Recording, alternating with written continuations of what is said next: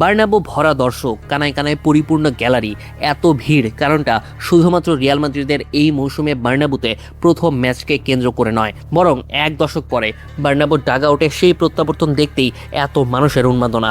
সেই মানুষটি যিনি আরও একবার ফিরেছেন, তাকে স্বাগতম জানাতেই এই বিপুল আগ্রহ, এক উৎসবের আমেজ। জোসে মরিনিও ফিরলেন বার্নাব্যুতে, আর এমন দিনে রিয়াল মাদ্রিদ ছুটেছে প্রবল বেগে। রিয়াল সোসিয়েদাদকে 4-1 গোলে গুড়িয়ে দিয়ে জোসে বুঝিয়ে দিয়েছেন টানা ব্যর্থতার পর তিনি সেই ব্যক্তি যিনি লস ব্লাঙ্কোসদের সাফল্য এনে দিতে পারেন। 4835 দিন পর জোসে বার্নাব্যুতে যখন ম্যাচটা জিতে নিলেন, তখন রিয়াল মাদ্রিদের হোম গ্রাউন্ডে তার অপরাজিত থাকার টানা 11টি ম্যাচ পূর্ণ হলো। তবে এই ম্যাচে প্রথমার্ধের শুরুতে রিয়াল সোসিয়েদাদ রিয়াল মাদ্রিদকে বেশ চাপেই ফেলেছিল, আর তাতেই দর্শকদের একপাশ থেকে বিদ্রুপেরও শিকার হতে হয়। রিয়াল তখনও নিজেদের খেলাটা ঠিকভাবে মেলে ধরতে পারেনি। সোসিয়েদাদের প্রেসিং আর দ্রুত আক্রমণে মাঝে মধ্যেই পিছিয়ে পড়ছিল রিয়ালের রক্ষণ। এমবাপে, ভিনিসিউসদের সামনে জায়গা কমে যাচ্ছিল, আর মাঝমাঠেও সোসিয়েদাদের খেলোয়াড়রা বেশ সক্রিয় ছিলেন। ফলে বার্নাব্যুর প্রত্যাশার সঙ্গে মাঠের চিত্রটা কোনোভাবেই মেলানো যাচ্ছিল না। তবে বড় দলগুলোর একটা সুবিধা আছে, তারা ম্যাচে ভালো না খেললেও হুট করেই ম্যাচের গতিপথ বদলে দিতে পারে। রিয়ালও সেটাই করলো। 40 মিনিটে ভালভার্দের পাস থেকে এমবাপে বলটা নিয়ে সোসিয়েদাদের ডিফেন্স ভেদ করে এগিয়ে গেলেন। গতি বাড়ানোর পর তাকে আটকানোর মতো অবস্থায় ছিল না কেউই। রেমিরোর সামনে গিয়ে বাঁ পায়ের শটে বল জালে পাঠিয়ে দিলেন ফরাসি এই ফরওয়ার্ড, আর তাতেই স্কোরবোর্ডে 1-0 রিয়াল মাদ্রিদ। কিন্তু গোল খেয়েও সোসিয়েদাদ মোটেও ভেঙে পড়েনি, বরং কয়েক মিনিটের মধ্যে ম্যাচে ফিরেছে তারা। 44 মিনিটে ম্যাচে সমতায় ফেরে তারা। প্রথমার্ধের শেষ বাঁশি বাজার সময় তাই বার্নাব্যুতে আবারও সেই অস্বস্তি। কিন্তু বিরতির পর যে রিয়াল মাদ্রিদ মাঠে নামলো, তাদের সঙ্গে প্রথম 45 মিনিটের দলটির পার্থক্য ছিল বেশ পরিষ্কার। রিয়াল বলের গতি বাড়ালো, আক্রমণে আরও সরাসরি হলো, আর সেই পরিবর্তনের কেন্দ্রেই ছিলেন এমবাপে। 60 মিনিটে বেলিংহামের সঙ্গে তার দ্রুত 1-2 থেকেই দ্বিতীয় গোল।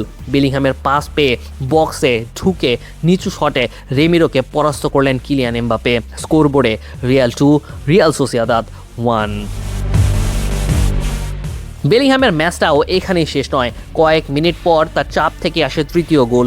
সোসিয়েদাদের রক্ষণ প্রেস করে বল কেড়ে নিয়ে ভিনিসিউসের দিকে বাড়িয়ে দেন তিনি।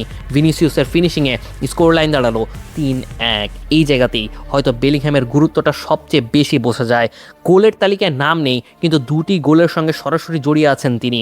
রিয়ালের আক্রমণ ভাগে এমবাপে আর ভিনিসিউসের মতো দুই তারকা যখন সামনে, তখন তাদের পেছন থেকে এমন একজন খেলাটাকে চালিয়ে যাওয়ার জন্য গুরুত্বপূর্ণ একটা রোল পালন করে, আর এই ম্যাচে তারই একটা উদাহরণ দেখিয়ে দিলেন জুড বেলিংহাম।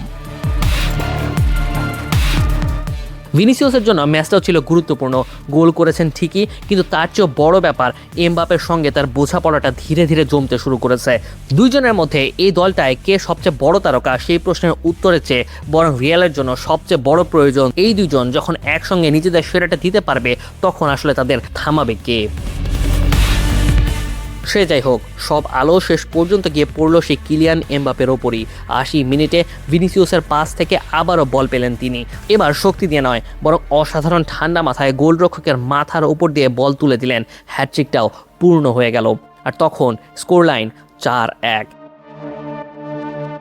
সবকিছু শেষে রিয়াল মাদ্রিদের জন্য এই জয়টা শুধু 3 পয়েন্টের নয়। প্রথমার্ধের অস্বস্তি, দর্শকদের বিদ্রুপ, এক স্কোর লাইন সবকিছু পেছনে ফেলে দ্বিতীয়ার্ধে যেভাবে ম্যাচটা নিজেদের করে নিয়েছে তারা, সেখানেই হয়তো এই দলের সম্ভাবনাটা এই লা লিগায় চোখে পড়ছে। তবে কি এমবাপে এই পুরো মৌসুম এমনই থাকবেন? ভিনিসিউসকে এবার নিজের সেরাটা নিয়মিত দেখাতে পারবেন? বেলিংহ্যামকে আবারও রিয়ালের আক্রমণের অন্যতম গুরুত্বপূর্ণ মুখ হয়ে উঠবেন? আর সবশেষে মরিনিওর এই প্রত্যাবর্তন রিয়াল মাদ্রিদকে টানা 2 মৌসুম ট্রফিলেস থাকার যে দুঃখটা, সেটা কি ঘোচাতে পারবে? উত্তরটা পাওয়া যাবে সামনে। তবে প্রথম রাতে বার্নাব্যুতে যা দেখা গেল, তাতে রিয়ালের নতুন মৌসুমটা যে দেখার মতো হতে চলেছে, সেই বিষয়ে সন্দেহ থাকার কোনো সুযোগই নাই। মুনিম শাহরিয়ার, 71।